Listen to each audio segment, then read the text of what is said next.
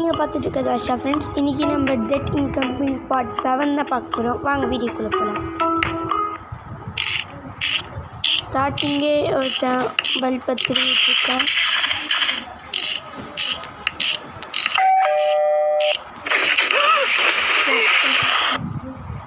ஒய்ஃபும் ஒன்று சவச்சிச்சு ஓடிச்சு.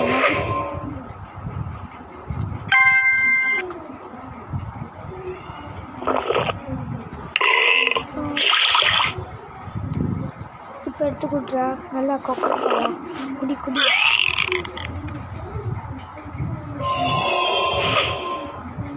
பாய்சன்.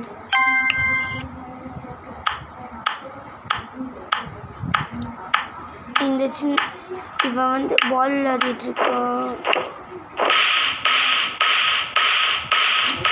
இவன் வீட்டையே உடச்சிட்டு செத்துட்டான்.